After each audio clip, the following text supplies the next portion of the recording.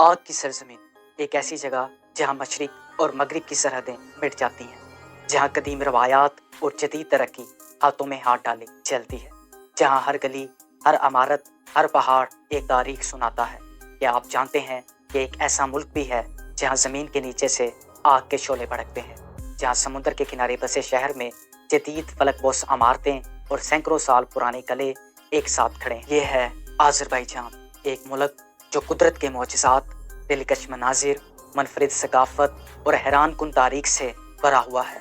आज की इस वीडियो में हम आपको ले चलेंगे एक ऐसे मुल्क के सफ़र पर जहां तेल के चश्मे भी हैं, सुनहरी तारीख भी और जदीद तरक्की भी। तो दोस्तों, अगर आप एडवेंचर, तारीख और हैरत अंगेज डॉक्यूमेंट्री से मोहब्बत करते हैं तो ये वीडियो आपके लिए है। अस्सलामुअलैकुम दोस्तों, आप देख रहे हैं ग्लोब इन पॉकेट, जहां हम दुनिया के हैरत अंगेज ममालिक के बारे में वो सब कुछ बताते हैं जो आम तौर पर नज़रअंदाज कर दिया जाता है। अगर आपको ऐसी मुनफरिद डॉक्यूमेंट्रीज देखना पसंद हैं तो अभी हमारे चैनल को सब्सक्राइब करें, वीडियो को लाइक करें और बेल आइकन ज़रूर दबाएं ताकि हमारी हर नई डॉक्यूमेंट्री सबसे पहले आप तक पहुंचे। दोस्तों, आज़रबाईजान, जिसे आग की सरजमीन भी कहा जाता है, एक ऐसा मुल्क है जहां कुदरती खजाने, कदीम तहजीबें और जदीद तरक्की एक साथ परवान चढ़ती हैं।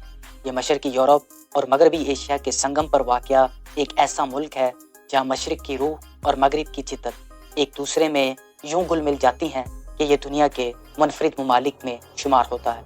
ये सरजमीन रूस, जॉर्जिया, आर्मीनिया, ईरान और तुर्की जैसे ताकतवर ममालिक की सरहदों से जुड़ी हुई है, जबकि इसके मशरिक में बहीरा कैस्पियन वाक़या है जो इसे एक इक़्तिसादी ताकत बनाने में अहम किरदार अदा करता है।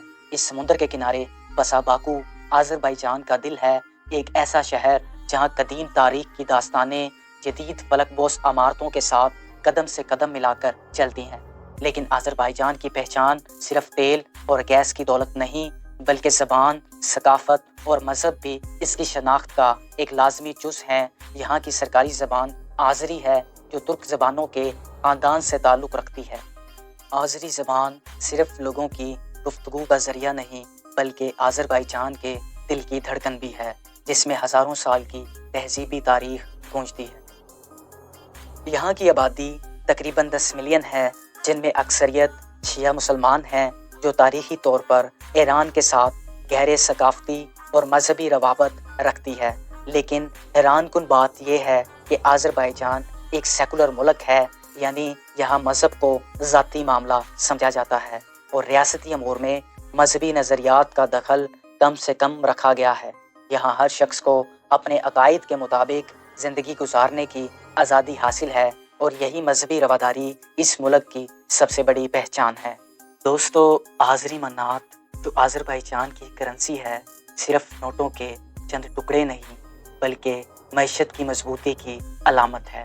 ये आलमी सतह पर तजारती अहमियत रखती है और जानकर हैरान रह जाओगे, एक आज़री मन्नात पाकिस्तानी तकरीबन 163 रुपये के बराबर है।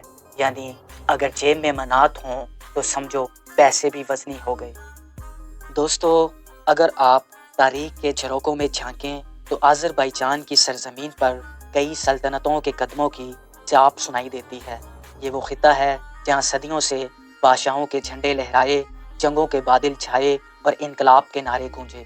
कभी ये अजीम फ़ारसी सल्तनत का हिस्सा रहा तो कभी मंगोल तूफ़ानों की जद में आया, लेकिन हर बार इसकी मिट्टी ने एक नई पहचान अपनाई, एक नई ताकत के साथ उभरी। यही वो ज़मीन है जो हज़ारों साल पुरानी तहजीबों की अमीन है।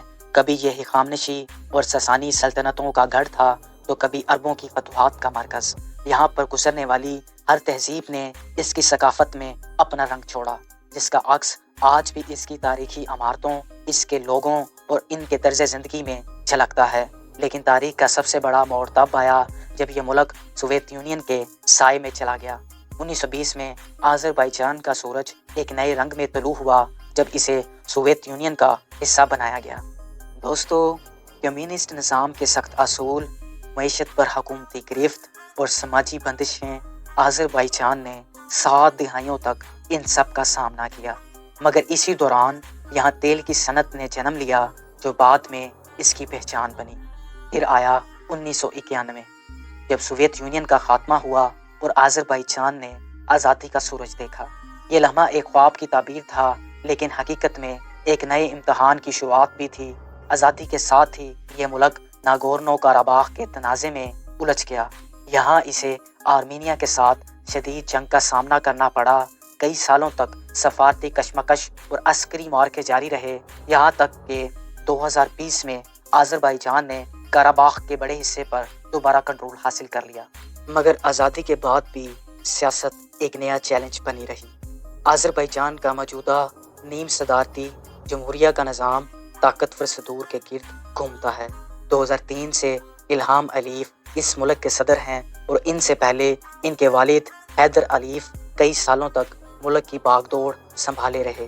یہاں کی سیاست میں صدر سب سے زیادہ اختیارات رکھتے ہیں، جبکہ پارلیمنٹ اور عدلیہ ایک حد تک فعال ضرور ہیں، مگر زیادہ تر فیصلے صدر کی مرضی اور پالیسیوں کے تابع ہوتے ہیں۔ عدلیہ کو آزاد قرار دیا جاتا ہے، مگر حقیقت کچھ اور ہی کہتی ہے۔ حکومتی نظام میں سیاسی مخالفین کے لیے زیادہ گنجائش نہیں، اور میڈیا پر بھی خاصی گرفت ہے۔ اس کے باوجود آذربائیجان نے اپنے معاشی استحکام، قدرتی وسائل اور سفارتی مہارت کی بدولت دنیا میں ایک نمایاں مقام حاصل کر لیا ہے۔ آج آذربائیجان کی خارجہ پالیسی بڑی محتاط اور متوازن ہے۔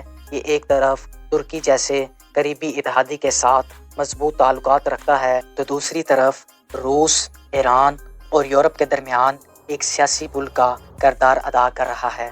اس کی توانائی کی صنعت اسے دنیا کی بڑی طاقتوں سے جوڑے رکھتی ہے، اور اس کے جغرافیائی محل و وقوع نے اسے عالمی تجارتی راستوں میں ایک اہم حیثیت دے دی ہے۔